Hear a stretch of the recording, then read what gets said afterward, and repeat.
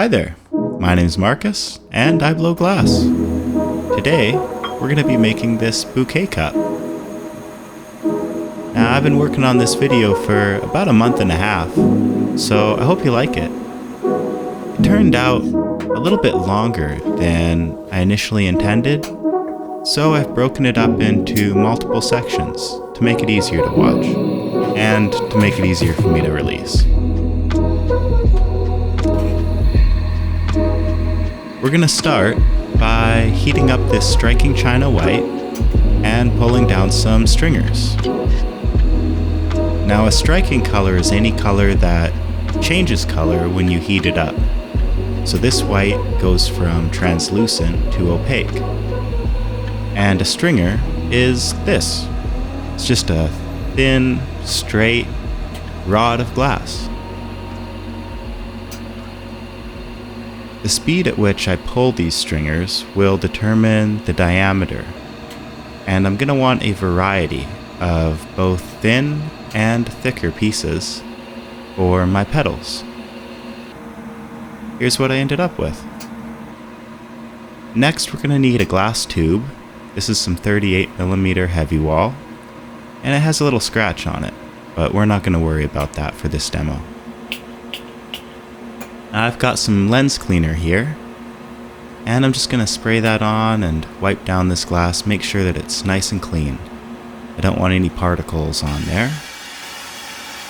And this is an annealing flame. I'd recommend you warm your glass up with this for 30 to 40 seconds.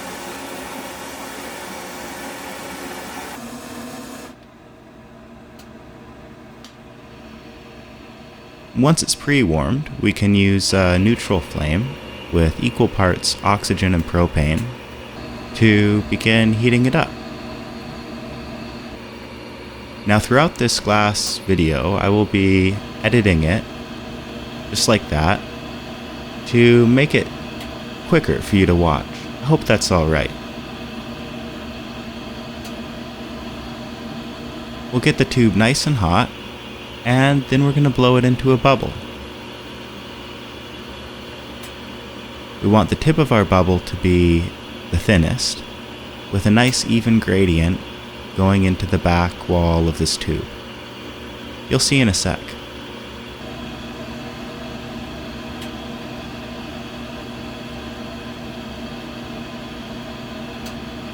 Now, you might notice my hands are a little red during this demo. And that's because I use a didymium filter, and I don't know how to color grade. So, put up with Mr. Carrot Man here for me.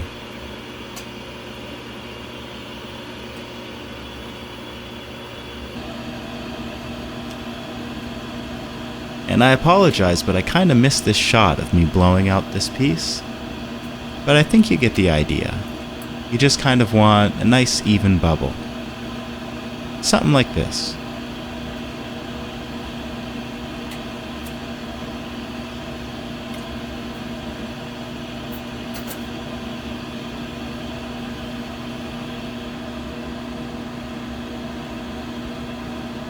Now, I noticed that the tip of this bubble is a little bit uneven, and so I'm going to warm up the whole front side so I get a nice gradient of heat, and then focus my heat directly on the part that is kind of uneven, right at the tip.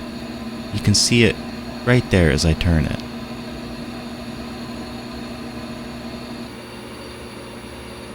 We're going to get that very hot and blow it out even thinner. And this will help that glass become more even and also give me a easier area to lay my first petals. Here, I'm laying some 24 karat gold with a method called fuming, where we stick this rod with some 24 karat gold on it into the flame and have that metal vaporize onto the surface of the glass. It's pretty cool.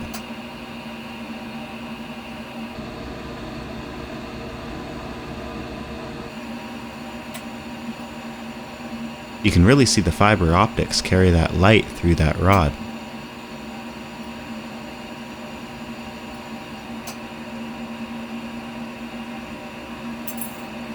Alright, we can start with our inner petals. And I'm going to use the thinnest of my stringers to start, trying to get my first petals directly in the center of this bubble.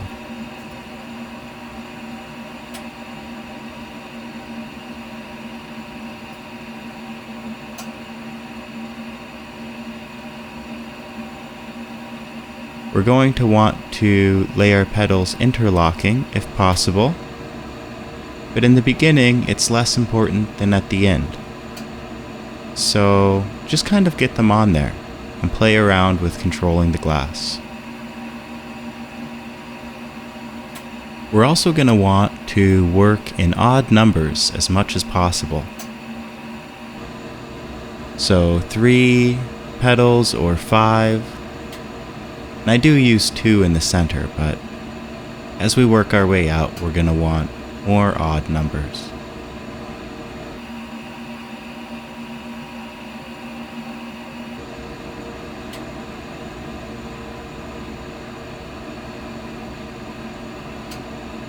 This 24 karat gold fume will cause this white glass to have a layer of pink on top of it once we do the implosion, because the inside of this bubble will actually be what we're looking at. I'm pulling off the end of this stringer so that I've got even thinner glass there on the tip, and going back to adding more petals.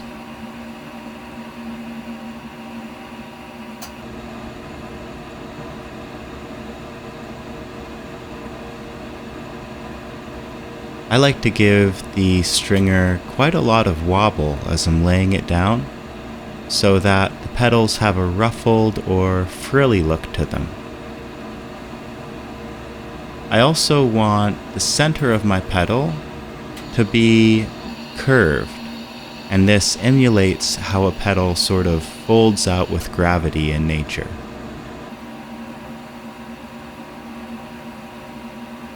You can see how thin this glass is by how it bends when I'm laying it down.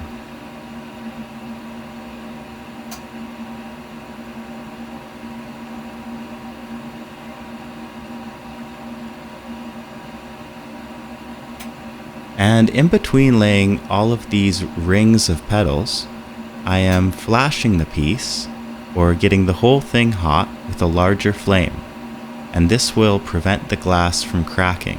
It's a very important step. So if you're working the glass and it starts to crack, that's why. You've got to be really on those flashes. At most, I will maybe work for 45 to 50 seconds before getting the whole piece hot once again.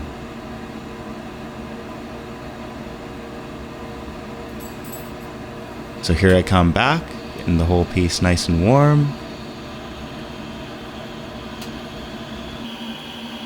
And I really do want to see a little bit of pink show on the surface of the glass, but I don't want to get it so hot that it starts to collapse or move around on me. It's quite a fine line. If it does start to move, you can always pop it back out by giving it a little bit of a puff. And back to adding more petals.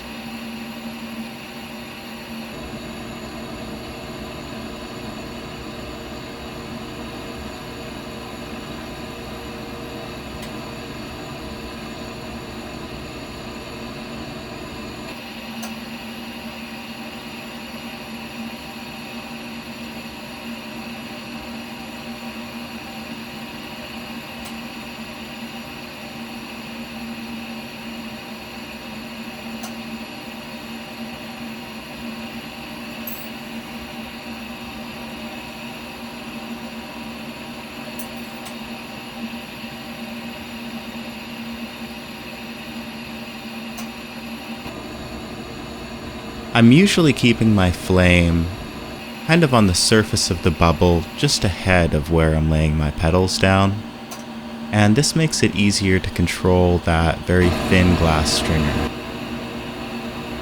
Next, I'm going to use a different color and draw some spirals below the lowest petals on this piece. These spirals sort of look like another flower type, perhaps a tulip? Hard to say. But once they're imploded outside of this center flower, they do give a floral look.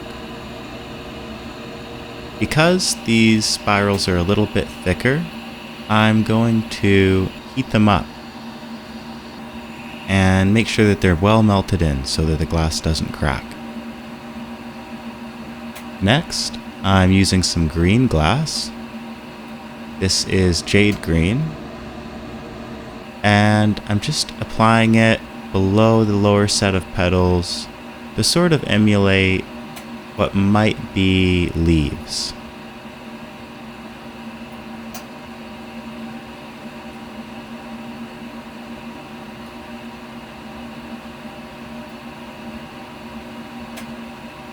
I'm adding some dark blue glass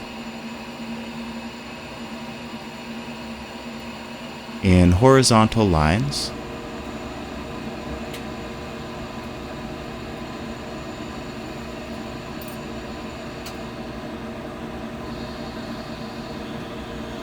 And that's mostly it for this implosion. Now if you want to see a more detailed version of this, I have other implosion videos that you can check out. And my bouquet implosion demo is actually the other implosion that we will be using for this cup.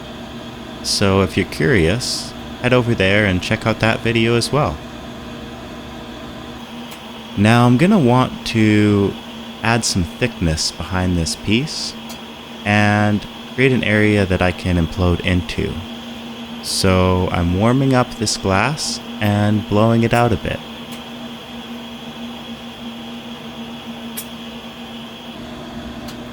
Next, I'm going to focus all of my heat on the tip of the piece and begin to melt that in quite aggressively. Now whatever's the hottest will be at the center, so I really have to keep the center of this implosion the hottest if I want it to be symmetrical and basically look nice.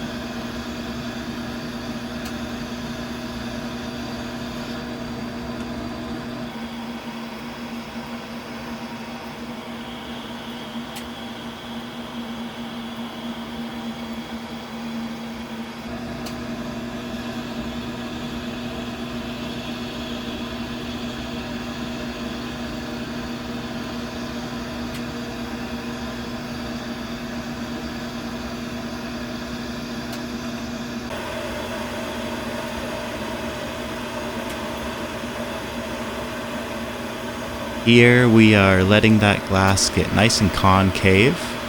It makes it a little bit easier to implode.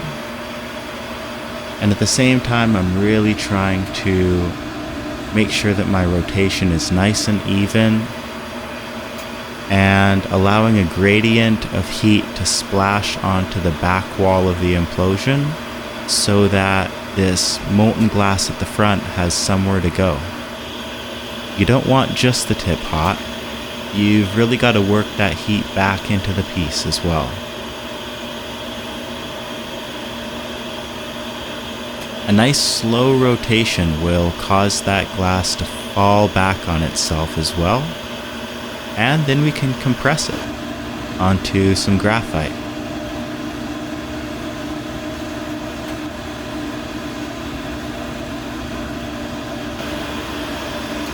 We can get it very hot and heat up the sidewalls, push it down on that graphite, and blow it out. This will give us more area to implode that glass into.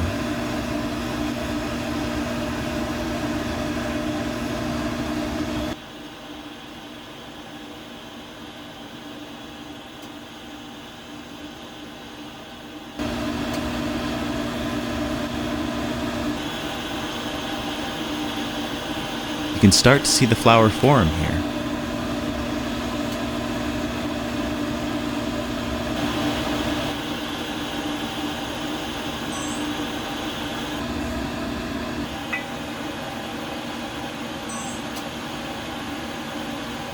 I'm using this graphite paddle to block the heat from my hand, as well as hold the glass on center.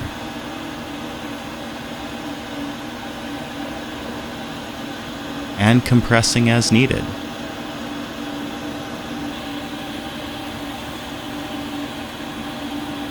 Really putting a lot of heat into that base and compressing more.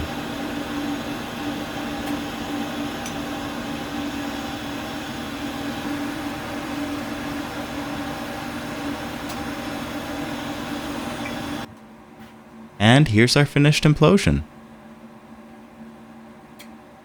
Not bad.